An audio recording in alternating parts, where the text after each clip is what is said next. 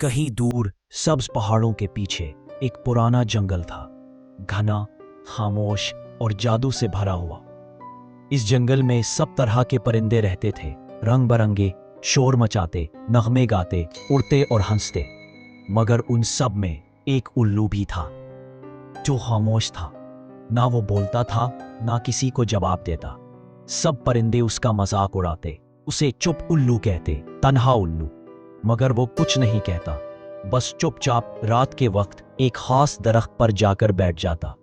वो दरख्त दूसरों से मुख्तलिफ था, बहुत ऊंचा, बहुत पुराना, और उसकी छाल से रोशनी फूटती थी जैसे वो सांस ले रहा हो। कोई नहीं जानता था कि उल्लू हर रात वहां क्यों जाता है, लेकिन उल्लू खुद जानता था। वो दरख्त ख्वाबों का दरख्त था। वो सिर्फ उन लोगों के ख्वाबों से जिंदा रहता था जो सुन नहीं सकते मगर दिल से महसूस करते हैं। उस रात भी उल्लू उसी दरख्त पर जा बैठा। दरख्त ने हल्की सी रोशनी दी और उल्लू ने आंखें बंद कर ली। फिर एक अजीब बात हुई। अगली सुबह पूरे जंगल में कोई परिंदा सो ना सका, ना बच्चे ना बड़े। सब थके हुए, चिड़चिड़े और परेशान हो गए। उस रात भी नींद ना आई, दूसरी रात भी नहीं, और तीसरी रात जंगल में खौफ फैल गया। बच्चे रोने लगे, बड़ों को अजीब आवाजें सुनाई देने लगी। तब उल्लू दरख्त के पास गया, मगर दरख्त खामोश था, जैसे उसकी रोशनी बुझ गई हो। उसने दरख्त को गौर से देखा। दरख्त की छाल पर एक दरार थी और उसमें फंसा हुआ था एक सियाह साया, एक ख्वाब चुराने वाला जो खामोशी में छुपकर ख्वाब चूस लेता था।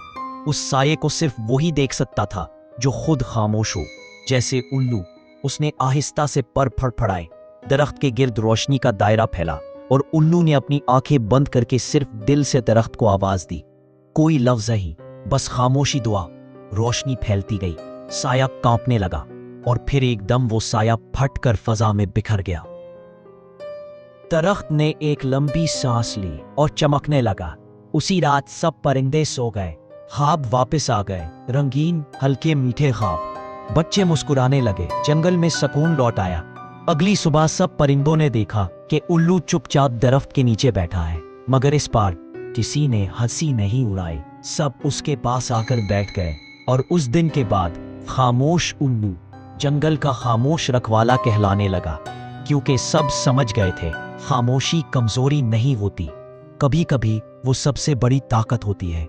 और अगर आपको ये कहानी पसंद आई तो हमारे चैनल टूनी मस्ती वर्ल्ड को जरूर सब्सक्राइब करें। यहाँ आपको ऐसी ही और खूबसूरत, जादुई और सबक आमोज कहानियाँ मिलेंगी। हर हफ्ते नई मुहिम, नए किरदार और नया पैगाम।